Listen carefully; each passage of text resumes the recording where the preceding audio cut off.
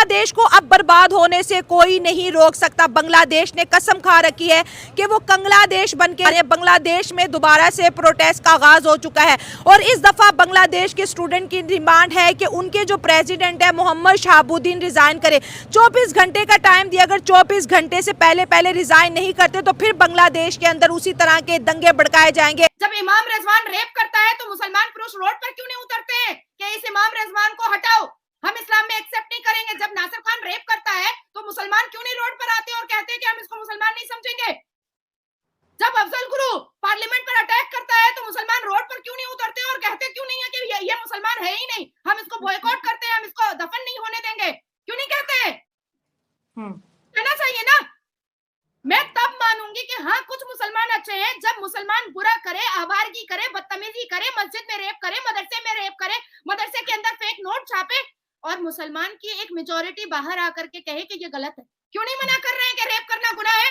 क्यों नहीं कह रहे हैं कि पेडोफाइल नहीं हो सकता? क्यों नहीं कह रहे हैं कि शिक्षा बहुत जरूरी है, कुरान की पहली आयत इकरा है?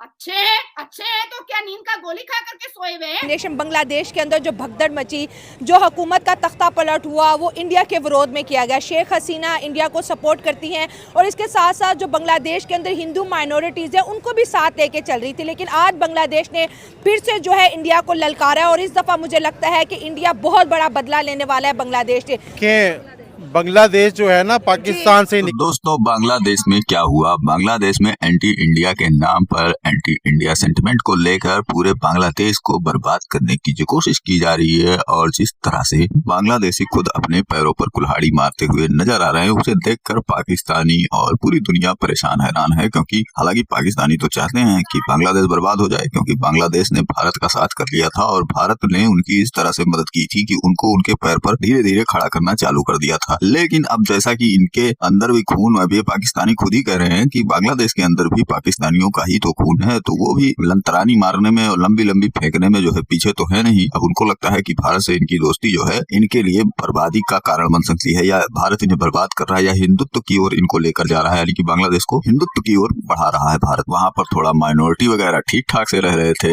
थोड़े खुशमिजाज तरीके से रह रहे थे, हिंदू मुस्लिम ठीक ठाक पोजीशन में थे, तो उसको कैसे बर्दाश्त कर ले? आखिर खून तो पाकिस्तानियों का ही है। तो यही सारी चीजें निकल कर आ रही हैं कि इसके बाद में फिर इन्होंने वहां पर किस तरह से प्रोटेस्ट करना चालू किया, फिर हसीना शेख को बाहर निकाला। हसीना शेख वहां से निकलकर भारत में ही पनाह लेकर बैठी हुई थी। अब आप देखिए कि 57 मुल्क है इनका पूरे दुनिया में, लेकिन उन लोगों ने इनको शरण नहीं दी। इनको शरण दिया केवल भारत ने, और किसी देश ने नहीं कहा कि नहीं आप यहाँ पर आकर आ जाइए, रह जाइए, लेकिन भारत ने उनको शरण दिया। अब इस चीज को लेकर अब बांग्लादेशी अभी भी परेशान है, क्योंकि उनको अब मोहम्मद यूनुस के ऊपर वो चढ़ चुके हैं। उन्होंने प्रोटेस्ट करना चालू कर दिया है, उन्होंने ये धरना देना चालू कर दिया है कि अपना इस्तीफा दो, नहीं तो फिर तुम्हें भी वही जगह भेजेंगे। अब उनके ऊपर जब चढ़ाई होगी तो वो भी भागकर कहाँ जाने वाले हैं? वो भी आएंगे भारत। यदि बांग्लादेश में कोई भी प्रधानमंत्री राष्ट्रपति वहां से भागेगा तो वो आकर भारत में ही छिपेगा, उसको और कहीं ठौर ठिकाना नहीं होने वाला है। ये सारी चीजें बांग्लादेशियों के समझ से बाहर हो रही है और वो लोग अपने ही पैर पर कुल्हाड़ी बार बार मारने की कोशिश कर रहे हैं, क्योंकि उनको ये राष्ट्रपति शासन, ये पीएम का शासन, और जैसे कि एक लोकतांत्रिक देश होता है उनको चाहिए नहीं। उनके अंदर भी वही कीड़ा, मजहबी कीड़ा जो है पैदा हो रहा है, और वही जैसा कि सारी मुस्लिम दुनिया का हाल है कि मुस्लिम स्टेट होना चाहिए, कम्युनिटी खत्म होनी चाहिए, दंगे फसाद होते रहने चाहिए,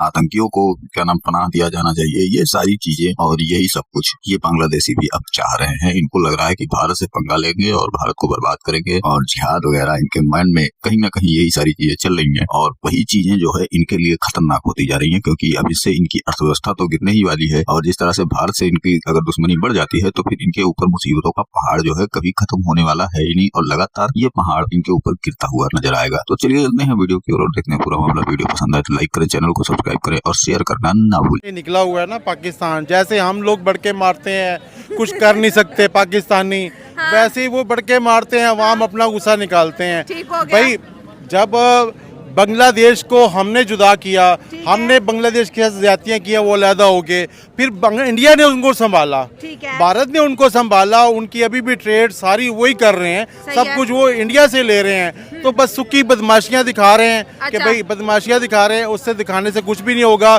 इंडिया एक मेजबान मुल्क है, ठीक है, बड़ा मुल्क है, आप सबसे बुरे, हम सब पे मुंह के ऊपर तमाचा है जितने भी इस्लामी कंट्री हैं कि एक मुसलमान लीडर ने मतलब है कि हिंदू स्टेट में जाके पनाह ली है। भारतीय बीएसएफ जो है बहुत ज्यादा अलर्ट है, वो एक्टिव हो गई है, क्योंकि इस दफा उनकी डिमांड ये है कि प्रेसिडेंट रिजाइन करे और आर्मी चीफ बांग्लादेश का बदला जाए। बांग्लादेश के कॉन्स्टिट्यूशन को बदलने की बात की जा रही है। एक तरफ देखा जाए तो इंडिया बांग्लादेश के साथ जो है अपने हालात जो है नॉर्मलाइज करने की कोशिश कर रहा है, लेकिन बांग्लादेश का एंटी इंडिया नैरेटिव इतना ज्यादा जहर उगलता हुआ नजर आ रहा है कि वो खुद अपने मुल्क को जो है बर्बाद करने के लिए तैयार बैठे। आप 1400 साल पहले भी चले जाएंगे ना, तब भी मुसलमानों के खिलाफ साजिश थी, ठीक है ना, तब भी मुसलमानों को चीजों के ऊपर वर्गलाया जाता था और जो बिक जाता था उसकी वजह से मुसलमान पीछे चले जाते करते हैं। कौन लोग साजिश करते हैं? यानी ये बांग्लादेश के खिलाफ किसने साजिश कर दी कि अचानक बेहतर स्टेबिलिटी की तरफ जा रहा था, आज वो समझ ले बांग्लादेश से बांग्लादेश या रोड पे आ गया ऑलमोस्ट। इस सिलसिले में मैं आपसे यही बात करना चाहूँगा कि हमें दिखाया जाता है प्रिंट मीडिया के जरिए, हमें दिखाया जाता है इलेक्ट्रॉनिक मीडिया के जरिए कि सब ठीक है, ठीक है, लेकिन सब ठीक नहीं है। सब ठीक इसलिए नहीं है क्योंकि जब तक आपका फायदे सर नहीं बढ़ेगा ना, तब तक आपका सब ठीक नहीं है। कर लें, ये मैं बोलूंगी कि बांग्लादेश में कोई ऐसा इंसान जरूर है जो अमेरिका का बिल्कुल पुतला बना हुआ है, ठीक है। मोहम्मद यूनुस सरकार तो है ना, जो मोहम्मद यूनुस है वो इसकी सबसे बड़ी एग्जांपल है। वही बांग्लादेश में सब कुछ करवा रहा है, क्योंकि वो बांग्लादेश का सगा नहीं है। जो सगी थी उनको उन्होंने निकाल के भेज दिया और अब उनको भी डिमांड कर रहे हैं। तो पता नहीं बांग्लादेशी इतने मुझे ऐसा नहीं है कि ब्रिक्स कामयाब हो गया है शायद, इस वजह से अमेरिका दोबारा से प्रोटेस्ट, इसी वजह से तो उनको मिर्चें लगी है ना अमेरिका को, क्योंकि जो इंडिया उनके तो जो इंडिया ना वो तो अमेरिका की किसी बात पे एग्री करता नहीं है, ठीक है। इवन के अमेरिका खुद चाहता है कि हम इंडिया में आके इन्वेस्ट करें, ये करे वो करे।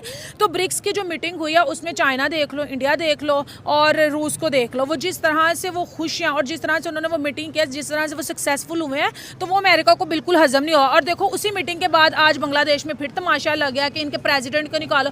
देखिए, प्रेसिडेंट को हटाने की सबसे बड़ी वजह ये है कि जब तक राष्ट्रपति हैं बैठे हुए बांग्लादेश में, तब तक बांग्लादेश में संविधान चलाना ही पड़ेगा, तब तक ओथ होता ही रहेगा संविधान के हिसाब से।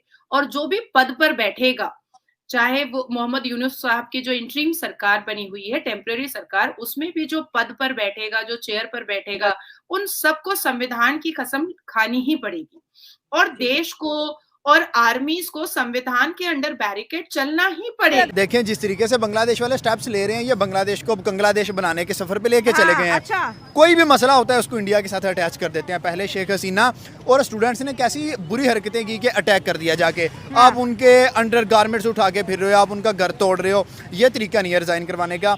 शेख हसीना इंडिया जाके बैठ गई, अब ये प्रेसिडेंट की तरफ चले गए हैं। अगर प्रेसिडेंट भी भागेगा तो कहाँ जाके स्टे करेगा? इंडिया के अंदर। वो भी इंडिया, क्योंकि उनके पास और कोई पनाहगाह ही नहीं है। उन्हें पता है कि इंडिया राइट नाउ सेफ है, उनकी आर्मी काफ़ी अच्छी है, उनकी इकोनॉमी तो वर्ल्ड बेस्ट जा रही है, तो ये जाके वहाँ स्टे करेंगे।